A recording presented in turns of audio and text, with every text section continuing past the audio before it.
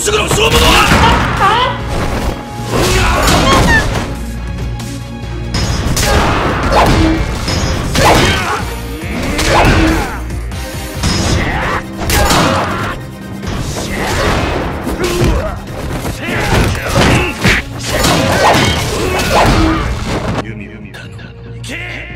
桐生のためにも頑張ります。もう昔のあの人じゃなくなっちまったんです。何でもするからさ。自分の目で確かめる人が必ずてっぺんに立ってやる。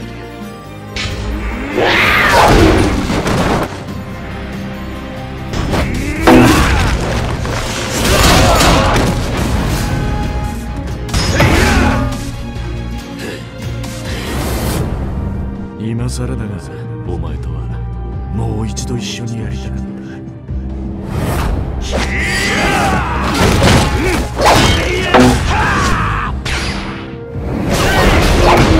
もっと来いよ。な